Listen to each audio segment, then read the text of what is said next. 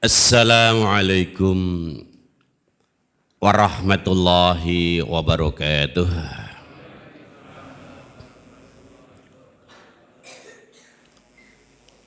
Alhamdulillahillazi arsala rasulahu bil huda wa dinil haqq liyudhhirahu 'alad dini kullihi walau karihal musyrikun. Asyhadu an la ilaha illallah wahdahu la syarikalah wa asyhadu anna Muhammadan abduhu wa rasuluh. Allahumma sholli ala Muhammad wa ala alihi wa sahbihi ajma'in. Amma ba'd. Bapak Ibu jamaah subuh Masjid At-Taqwa insyaallah dipun muliakan Allah Subhanahu wa taala. Syukur alhamdulillah ngantos dumugi enjang menika Allah Subhanahu wa taala nyun pangapunten memberi berbagai macam nikmat kepada kita sekalian, khususnya kesehatan rohani, kesehatan jasmani, nikmat Islam, nikmat iman, dan berbagai macam nikmat yang sudah diberikan Allah Subhanahu wa taala kepada kita sekalian tidak dapat kita hitung satu persatu.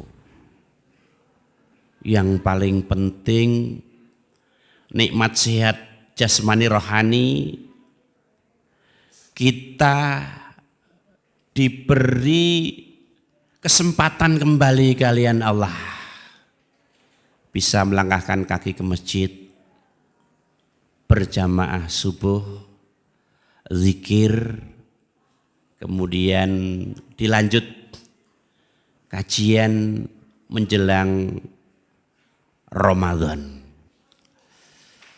Bapak Ibu sepakat nanti sampai jam berapa? Setengah jam napa? Nanti jam 6 mangke jam kula pindah. Jam 6 tepat saya harus di Baturan, kemudian pindah di Masjid Al-Mukarramah sampai selesai. Nggih, kita bagi-bagi waktu. Kaitanipun kalian Ramadan. Kalau kita lihat jadwal dari beberapa organisasi dan kepemerintahan, insya Allah mudah-mudahan tidak berbeda. Kalau kita lihat di organisasi Muhammadiyah tanggal 2, kemudian juga Depak Solo tanggal 2, tapi dari pemerintah Semarang tanggal 3. Hari rayanya sama. Dengan perbedaan penetapan 1 Ramadan, kita enjoy saja. Selalu memegang ukhuwah, itu yang kita kedepankan. Bapak Ibu, mungkin Ustadz Azam sudah memberikan berbagai macam materi, bekal, kekuatan lahir dan batin menghadapi bulan Ramadan yang akan datang. Tinggal menghitung hari. Kalau kita lihat bagaimana Rasulullah Muhammad Sallallahu Alaihi Wasallam melaksanakan ibadah Ramadan, kita bisa melihat, membaca, mendengar dari berbagai macam ustadz yang sudah menerangkan kepada kita sekalian. Tinggal kita itu nanti melaksanakan dengan maksimal, berusaha semaksimal mungkin Bapak Ibu. Ramadan tahun ini dengan Ramadan yang sudah kita laksanakan, yaitu kita harus bisa berkualitas. lebih berkualitas, lebih berbobot daripada tahun-tahun yang sudah kita lewati. Bapak Ibu, ngeten santai kemawon. Kira-kira Ramadan ikang badhe datang tinggal kita hitung waktu. Kita senang atau susah, Bu, Pak? Senang, alhamdulillah.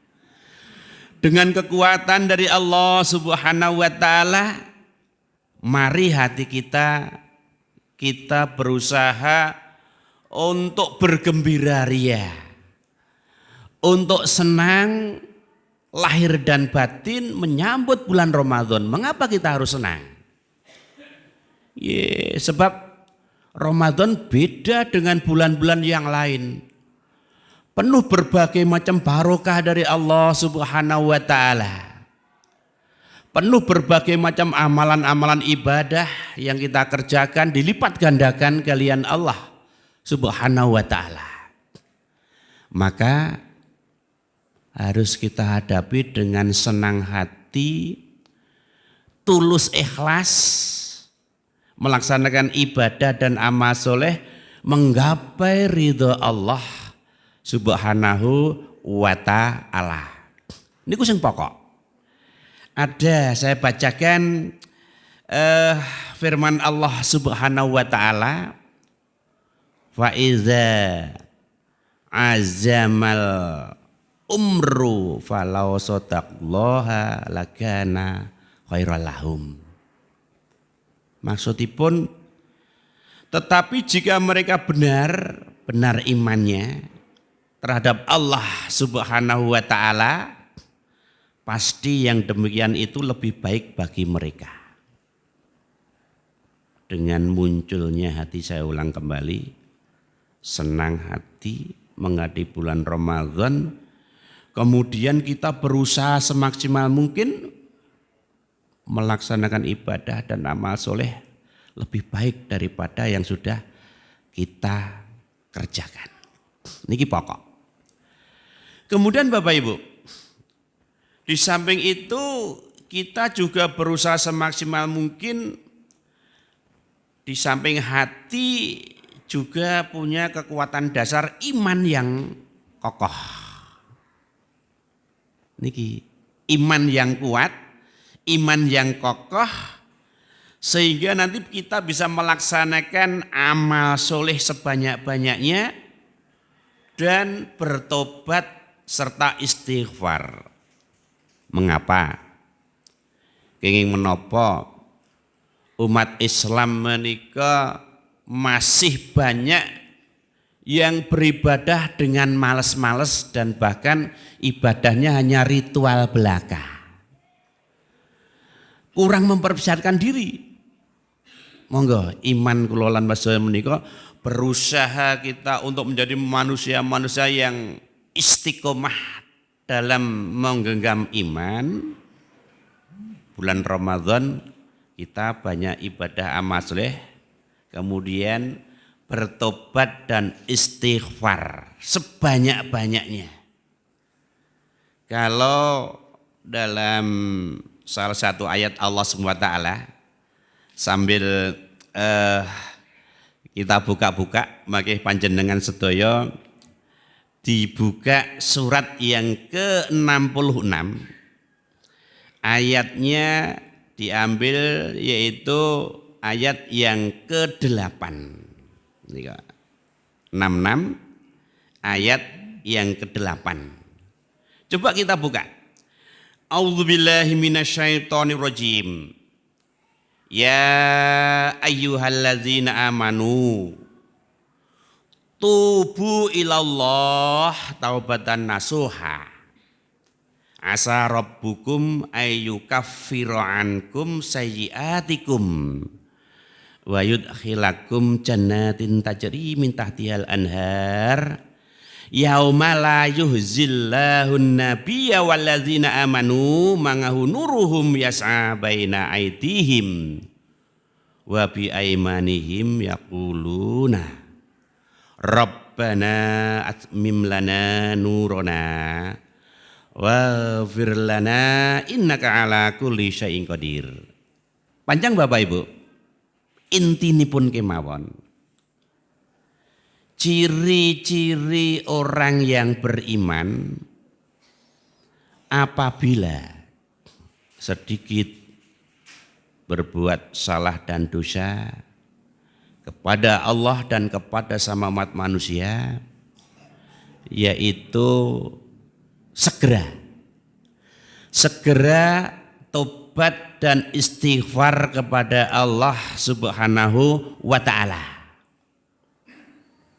Sebabnya menapa? Dosa dan salahnya diampuni oleh Allah Subhanahu wa ta'ala, besok kalau meninggal dunia jaminannya adalah surga. Surga yang mengalir di bawah sungai-sungainya, ataupun di bawah surga ada sungai-sungai yang mengalir. Terus kalau mau wonten ngendikanipun Allah Subhanahu wa ta'ala, besok pada hari kiamat Allah Subhanahu wa ta'ala tidak menghina Nabi, tidak menghinakan Nabi dan para pengikutnya. Nah, ini Allah Subhanahu wa ta'ala tidak menghinakan Nabi dan para pengikutnya. Kemudian Allah Subhanahu wa ta'ala memberi tanda-tanda khusus kepada umat Rasulullah sallallahu alaihi wasallam. Kita lihat dalam beberapa tafsir yang sudah dijelaskan oleh para ahlinya berkaitan Allah Subhanahu wa ta'ala tidak menghina Nabi para pengikutnya itu, kalau nanti pada hari kiamat manusia sudah dikumpulkan oleh Allah Subhanahu wa ta'ala, Allah memberi kesempatan kepada Rasulullah untuk bersujud.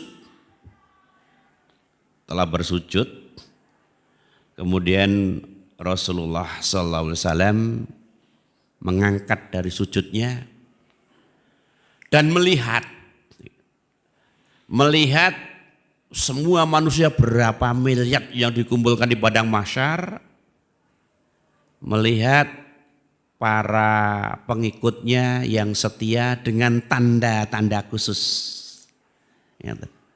Wahai Rasulullah, dengan banyaknya manusia seperti yang tidak dapat dihitung, panjenengan mengetahui apa yang diberikan tanda-tanda pengikut Rasulullah? Para sahabat bertanya begitu. Ada tanda-tandanya. Yang pertama yaitu umatku akan bersinar wajahnya dan berkemilauan. Karena apa? Karena pada waktu hidup di dunia, adalah melaksanakan wudhu. Ini Bapak Ibu, wudhu yang kita laksanakan, yang kita kerjakan selama di dunia, nanti hidup di akhirat bersama-sama Rasulullah Sallallahu Alaihi Wasallam, kita akan bercahaya, berkemilauan, beda dengan wajah ataupun manusia-manusia yang lain. Itu yang pertama. Kemudian Rasulullah Muhammad Sallallahu Alaihi Wasallam juga meneruskan sabdanya. Yang kedua, besok umatku akan menerima amal solehnya dengan tangan kanan. Tangan kanan kita itu nanti akan menerima, Bapak Ibu, yaitu amal soleh yang diberikan oleh Allah Subhanahu wa ta'ala. Bapak Ibu, Eh, tetapi ada sabda Rasulullah Muhammad Sallallahu Alaihi Wasallam, banyak yang mengaku menjadi umat Rasulullah tetapi tidak bisa menerima dengan tangan kanan dan bahkan dihalau oleh para malaikat dan diusir masuk ke dalam neraka. Loh kok ngaten? Nggih, ada itu. Ini hadis yang tidak pernah ataupun jarang sekali disampaikan di majelis-majelis seperti ini. Monggo niki tidak ada niatan menyinggung siapa-siapa. Saya bacakan. Isma'u hal sami'tum annahu sayakuna ba'di amara faman takhala alaihim fasaddaqahum bikadzibihim wa anahum ngala zulmihim falaisa minni walastu minhu walaisa biwaridin alayya al-haud. Masih pun mengatakan, dengarkanlah. Apakah kalian telah mendengar bahwa sepeninggalku akan ada para pemimpin? Besok Rasulullah wafat, pada waktu beliau bersabda, akan muncul berbagai macam pemimpin yang ada di dunia. Siapa yang masuk kepada mereka, mengikuti mereka, berkelompok mereka, bekerja sama dengan mereka, kemudian membenarkan kedustaan dan kebohongan mereka, maka dia bukan golonganku dan juga bukan golongannya. Dia juga tidak akan menemuiku di telaga Haud. Maksud pun mengatakan singkat. Allah Subhanahu wa taala mengumpulkan umat Rasulullah. Tadi saya matur, banyak sekali umat Rasulullah yang mengaku sebagai pengikut setia, mengaku sebagai seorang salaf. Tetapi dihalau oleh malaikat, wahai malaikat, mengapa ini umatku? Kamu suruh pergi menjauhiku, wahai Rasulullah. Betul di umat panjenengan, tetapi waktu di dunia mereka ini adalah tidak setia menjalankan perintah Allah dan perintahmu ya Rasulullah, sehingga tidak berhak, sehingga tidak mempunyai hak untuk dekat denganmu dan akan menerima gelas-gelas yang berisi air di Al-Haud Al-Kausar itu ada. Kok diusir? Lah sebabnya pun menapa? Kalau mau tidak setia lahir dan batin di dunia itu, tidak mau menggunakan Quran dan Sunnah sebagai hidup dalam kehidupan sehari-hari. Kan mesake lah sinten niku pun boten mangertos. Sapa wong sing urip teng alam donya niku sebagai orang Islam, mengaku sebagai orang Islam, mengaku sebagai pengikut Rasulullah setia, tetapi dalam kehidupannya itu adalah jauh daripada Quran dan Sunnah. Nyun pangapunten, mereka diusir. Dan tidak menerima gelas-gelas yang sangat indah dan berisi dengan air, setelah diminum tidak akan haus selama-lamanya. Lah gelasnya jumlahnya pinten dalam tafsir niku, gelasnya berjumlah sebanyak bintang di langit. Sebanyak bintang di langit, tidak dapat dihitung. Nah, Oleh karena itu monggo kita berusaha semaksimal mungkin supaya kita juga tidak kena hadis Rasulullah Muhammad SAW yang berkaitan dengan 3 kelompok, 3 golongan manusia ataupun muslim yang ada di dunia.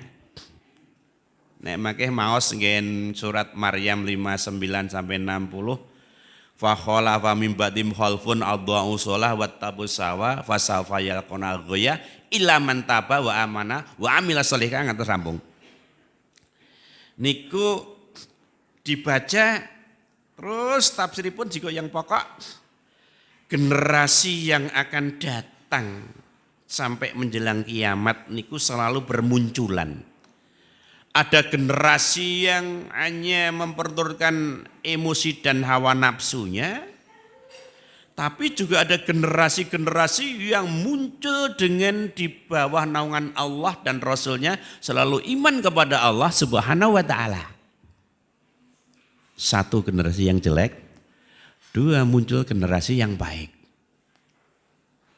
Makanya dipun waos kadisipun. Nah, ada generasi-generasi akhir zaman itu banyak yang pandai membaca Al-Quran tetapi tidak masuk dalam hatinya. Maca Quran pinter, apa bahkan, tapi tidak masuk dalam hatinya, dalam kehidupannya hampa.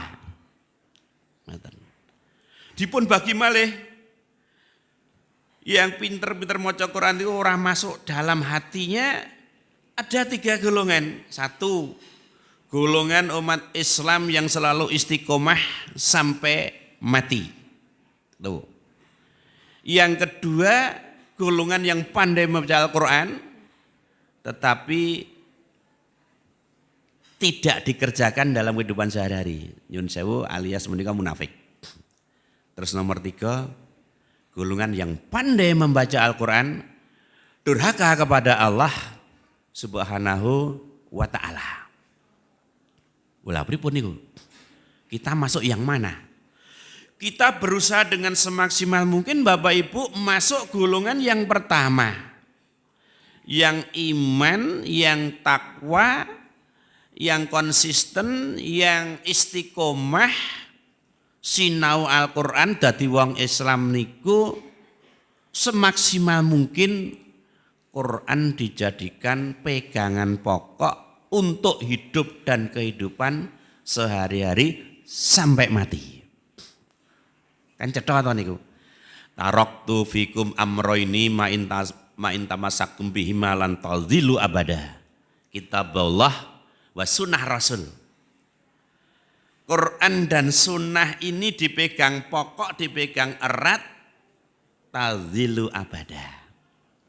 Tidak akan sesat selama-lamanya. Ning Bapak Ibu, menjadi kelompok yang pertama adalah sangat sulit dan tidak banyak manusia yang ada di dunia ini. Kalau kelompok yang kedua dan yang ketiga ini nampaknya sudah bermunculan di mana-mana. Pinter ning ngemoi syariah pun Allah Subhanahu wa taala. Ambil yang ketiga nih, kelompok yang durhaka, pinter ngaji. Nanging niat dalam hati ini adalah pinter ngaji, sekolah agama teng pondok pesantren, engko nek lulus saka pondok pesantren iso mulang rono rene, akhirnya bisa mengumpulkan dana yang sebanyak-banyaknya. Duit dunia tujuan utamanya. Oleh karena itu Bapak Ibu, sebagai kita kajian yang agak mendalam, kaitanipun jadi mubalek, jadi ustadz, jadi guru ngaji niku niatnya harus ikhlas, berjuang dan berkorban untuk Allah dan Rasulnya. Siapa yang berjuang berkorban untuk Allah, Allah akan membantunya. Jangan sampai tidak punya landasan hidup sebagai ustadz, sebagai mubalek, sebagai guru ngaji, tidak punya landasan hidup, hidupnya hanya tergantung kalau ada order kajian. Masya Allah. Subhanallah, naudzubillah min dzalik. Ini sangat celaka. sowan di hadapan Allah Subhanahu wa taala. Bapak Ibu, kita lanjut dalam rangka menghadapi bulan Ramadan. Tadi yang pertama adalah hati senang ria, gembira ria. Yang kedua adalah landasan iman yang kokoh. Insya Allah kita akan memperbanyak amal soleh, tobat, dan istighfar kepada Allah Subhanahu wa taala. Nah, yang ketiga yaitu kita berusaha mendapatkan ilmunya terlebih dahulu. Ilmu niki mendapatkan ilmu terlebih dahulu. Maksudipun menapa? Ilmu itu yang berkaitan dengan amalan-amalan selama bulan Ramadan. Judulnya Ustadz Azam tuh Pak nanti diterangkan sedikit banyak tentang tata cara Rasulullah dalam rangka untuk ibadah Ramadan. Niku kan pun kita baca-baca dan sudah sering mendengar nopo toh malam hari niat pun monggo dengan cara-cara niat-niat yang sudah diajarkan oleh para ustadz. Itu kan beda-beda, dengan perbedaannya itu kita tidak perlu untuk rame, tidak perlu kita itu menjadikan permasalahan. Akhirnya pun kesatuan dan persatuan itu adalah tidak merekat. Karena uhuwah zaman sekarang sangat-sangat dipentingkan, sangat-sangat dikedepankan. Dalam arti menikah ilmu nipun Rasulullah mengajari kepada kita niat, kemudian sahur, selama Ramadan apa saja yang dikerjakan oleh Rasulullah. Bil khusus tindak datang masjid, menikah melaksanakan sholat tarwih berjamaah. Niki pokok. Selama bulan Ramadan, siapa saja yang mengaku orang Islam dan iman kepada Allah, jangan tinggalkan masjid. Baik itu sholat jamaah subuh sampai isya dan dilanjut sholat tarwih bersama-sama dengan imam. Hadisipun kan sampun cetha wonten yen buku niki wonten sinten kemawon siapa saja yang melaksanakan sholat tarwih bersama-sama dengan imam sampai selesai seolah-olah melaksanakan sholat sunnah semalam sentuh. Penak to niku dadi makmum Allahu Akbar imam diikuti sampai selesai. Pahalanya luar biasa. Tapi kadang-kadang nyuwun pangapunten mangke nggih. Salate ampun suwe-suwe. Diusahakan jam 8 niku pun rampung sak tarwihe. Nggih jenenge pemula masyarakat khotbahnya 10 menit mawon salate mboten suwe-suwe, ayat-ayat yang dibaca yang pendek-pendek. Zaman sakniki ngrungokke ceramah suwe niku pun bosen jelehi. Enten sing ngendikan ngeten ya sudah terserah sesuai dengan kesepakatan masjid sampai jam berapa salat tarwih menika. Maksimal niku 8:30 niku cukup lama niku. Cukup lama. Nggih, monggo situasional sesuai dengan kesepakatan masjid-masjid yang ada. Intinya umat Islam jangan sampai meninggalkan sholat berjamaah dan melaksanakan sholat berjamaah tarwih selama bulan Ramadan. Yang paling pokok kedisiplinan, ketertiban dan keteraturan Bapak Ibu dengan Islam dan iman. Sholat berjamaah dosakan tidak jadi makmum masbuk terus menerus. Dan bil khusus sholat berjamaah Jum'ah niki masjid manapun itu masih berlaku hampir sama. Imam khotibipun menika sudah salam, jamaahnya baru separuh. 1, 2, maksimal 3 shaf. pun rampung anggenipun ceramah Imam Khatib Jumatan nembe do rawuh. Ini kan sangat memalukan. Di mana kedisiplinan dan ketertiban umat Islam dalam rangka ibadah kepada Allah Subhanahu wa taala. Prinsipnya Rasulullah kan maringi contoh, kowe nek do tindak salat jamaah Jumat, rawuh datang di sop-sop yang pertama, kedua, ketiga, keempat dan kelima dan seterusnya. Berpahala yang pertama sebagaimana ibadah dengan seharga unta, yang kedua beribadah sebagaimana seharga sapi, seharga kambing, seharga ayam dan seharga telur ayam. Setelah itu buku catatan malaikat ditutup.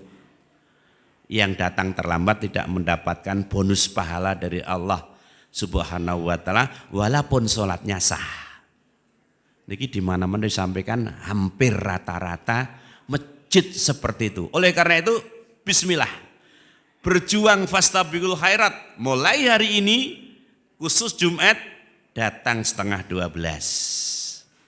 Sudah masjid penuh, imam khatib salam di mimbar sehingga hanya 1-2 masyarakat jamaah yang rawuh terlambat. Ini sangat pokok.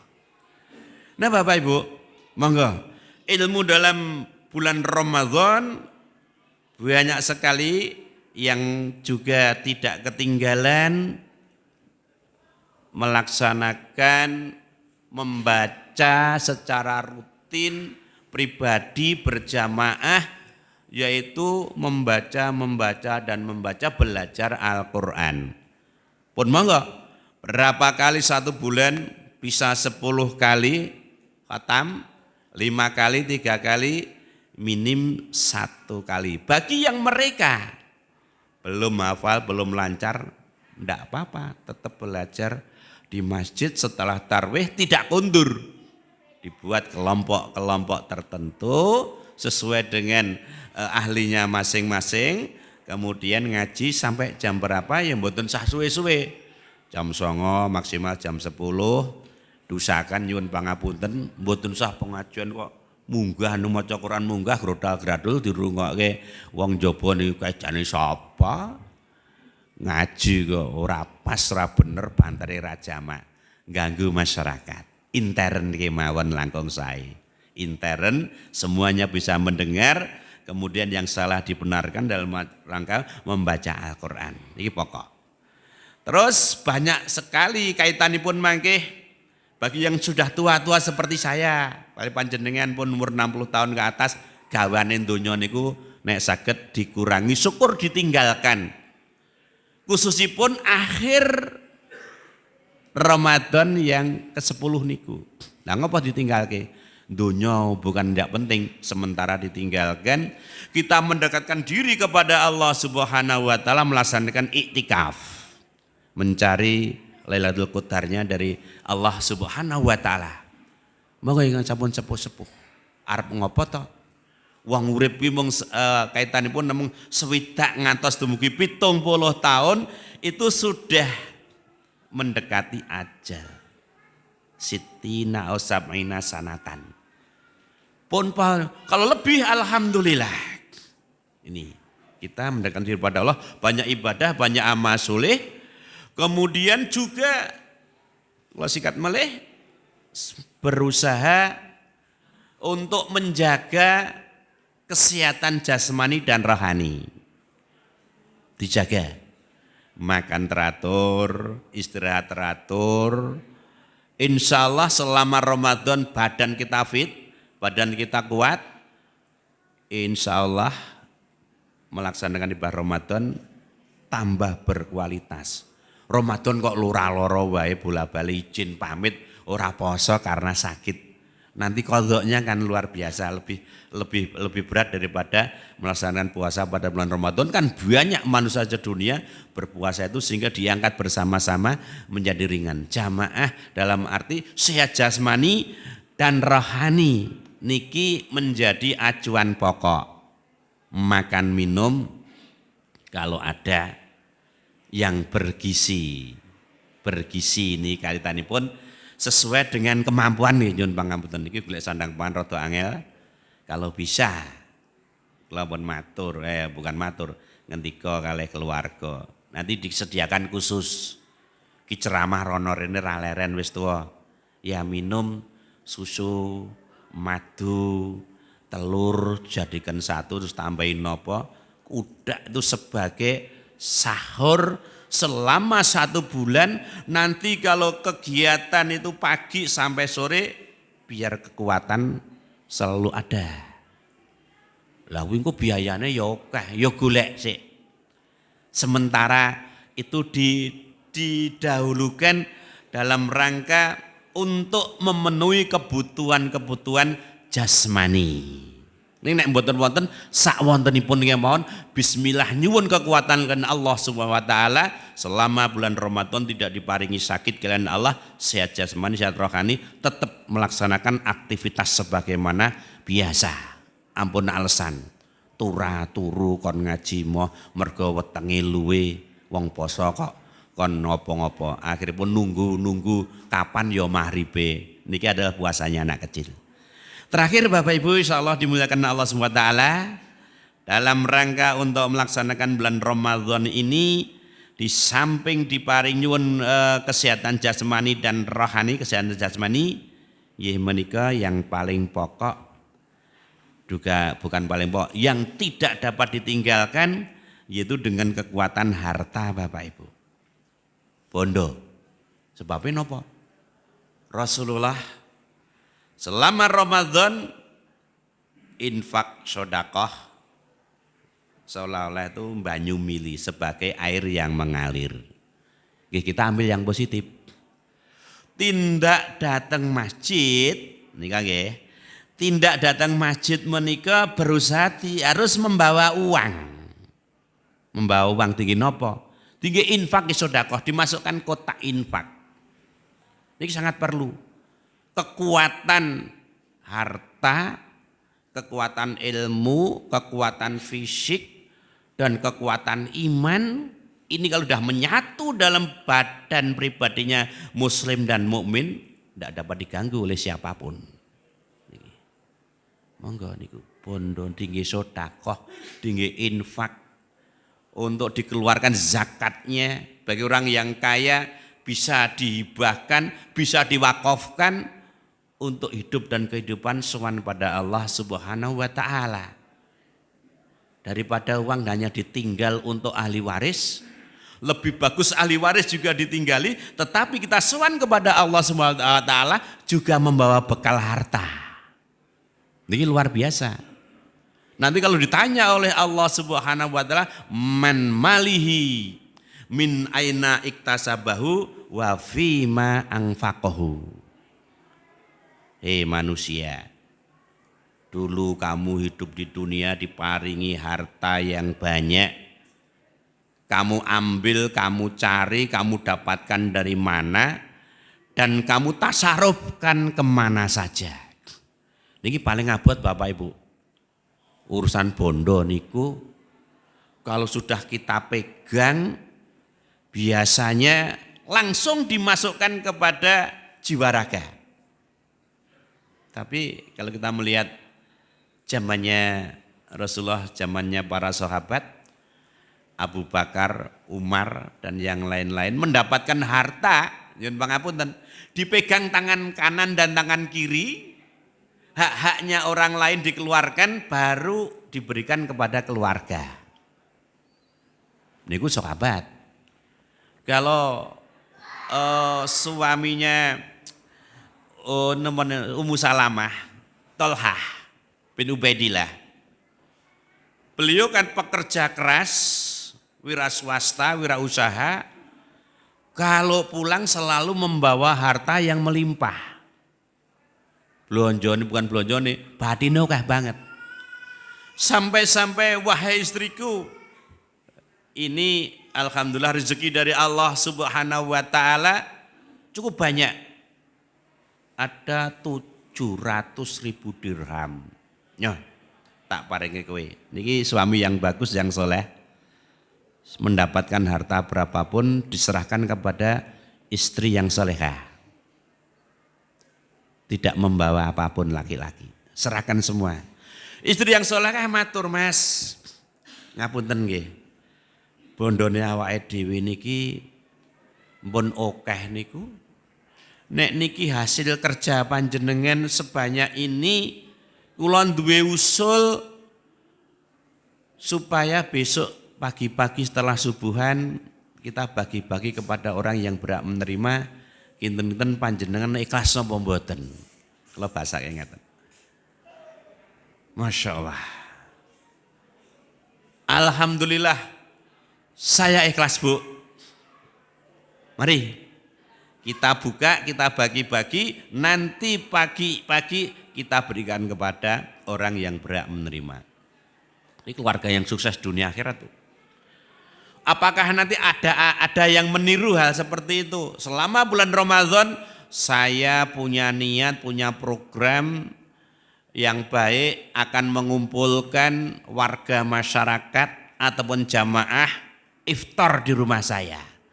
Ataupun iftar di masjid berapa kali, saya kepingin mengangkat 1-2 kali segalanya dari saya. Orang kaya yang dermawan kok. Ini luar biasa nih. Selama bulan Ramadan tadi saya matur dilipat gandakan amalan-amalan selama bulan Ramadan ini kok. Iftar diajak. Syukur-syukur dikumpulkan anak-anak yatim duafa. Orang yang kaya yang dermawan kumpulkan di rumah, makan bersama. Setelah itu sisa, bukan sisa, yang belum dimakan oleh yang kita undang kita bunteli, kemudian di dalamnya dikasih amplop satu persatu sebagai orang-orang yang kita datangkan itu biar nanti senang mendapatkan makanan dan bingkisan-bingkisan tertentu. Orang kaya seperti itu. Bagi panjenengan sedaya, kalau yang melaksanakan sudah nyuwun pangapunten, sudah melaksanakan ibadah haji dan umroh di sana itu luar biasa sedekah selama ibadah-ibadah mereka itu bukan hanya kalau cilik truk tronton berisi kurma dengan sekian ratus dus dibagi-bagi, dihalu-halukan, siapa yang membutuhkan disuruh mengambil satu dus. Luar biasa kekayaan yang mereka terima dari Allah dan dibagi-bagikan kepada orang-orang yang berhak menerima. Di masjid dijejer berbagai macam makanan minuman, suruh menunggu azan maghrib, kemudian makan bersama-sama. Luar biasa. Itu saja bukan bulan Ramadan. Kalau selama bulan Ramadan mereka selalu menjumpai, mendatangi, mencari orang-orang yang mau diajak makan bersama. Ngeten niku negara kaya dan rakyatnya sangat dermawan. Monggo Bapak hormati, kaitanipun kalian harta benda yang kita miliki, tetap kita itu sebagai muslim, mukmin yang taat pada Allah, jangan sampai kita itu punya harta hanya untuk kepentingan pribadi. Bahaya. Orang yang tidak lulus di hadapan Allah Subhanahu wa taala dengan hartanya nanti akan dilimpar oleh Allah Subhanahu wa taala di neraka berapa lama? Hadis menikah 50.000 tahun. Orang yang kaya raya hartanya tidak dinikmati, tidak diberikan pada orang yang berhak menerima, dihukum oleh Allah Subhanahu wa taala 50 tahun baru diproses pengadilan yang terakhir. Orang ini dicuci dan dicuci selama 50 tahun kok tidak bersih. Ya sudah, khalidina fiha abada. Tapi dicuci dan cuci bisa bersih. Kemudian Allah memerintahkan malaikatnya supaya orang-orang ini didekatkan. Di depan pintu surga dimandikan dengan ma'ul hayat atau nahrul hayat, mendapat ridho dari Allah Subhanahu wa taala, masuk surga. Walaupun teman-teman yang lain saudara muslim yang lain sudah masuk surga selama 50 tahun. Loh kok panjenengan baru masuk surga Mbah? Baru masuk surga Pak? Iya, karena saya dicemur, disiksa, dicuci oleh Allah di neraka. Alhamdulillah saya tidak musyrik kepada Allah sehingga dosa dan salah saya sudah diampuni oleh Allah Subhanahu wa taala, bisa masuk surga bersama-sama kalian panjenengan. Niki baru masalah harta yang kita miliki, belum hal-hal yang lain yang kita miliki diamati dari Allah Subhanahu wa taala. Ini harus betul-betul kita berusaha menjadi manusia-manusia yang muslim, yang taat kepada Allah Subhanahu wa taala, menjalankan ibadah dan amal soleh menggapai ridhonya, yang terakhir ya menikah dikerjakan dengan ikhlas. Nah Bapak Ibu, insyaallah dipun muliakan Allah Subhanahu wa taala, ini sudah jam 6 kurang 20 menit ataupun kurang 18 menit untuk persiapan supaya nanti saya juga semuanya itu saya bisa menghadiri untuk ceramah seperti pagi hari ini. Nyuwun pangapunten tidak bisa mengikuti panjenengan sampai nanti selesai. Ini pun bagi 10 menit yang beriki teng Baturan insyaallah sudah nyampe. Semoga Bapak Ibu kita sekalian diberi kekuatan lahir dan batin, kesehatan jasmani dan rohani, dipertemukan dengan bulan Ramadan yang suci tahun 1440 Hijriah, supaya kita bisa beramal soleh, menggapai, meraup berbagai macam keuntungan selama bulan Ramadan, sehingga kita akan tercatat di hadapan Allah Subhanahu wa taala menjadi manusia-manusia yang takwa, dan akhirnya kita dimasukkan surganya Allah Subhanahu wa taala. Makaten ingkang saged kula matur lepat nyuwun pangapunten. Alhamdulillahirabbil alamin. Subhanakallahumma wa bihamdika asyhadu an la ilaha illa anta astaghfiruka wa atubu ilaik. Assalamualaikum warahmatullahi wabarakatuh.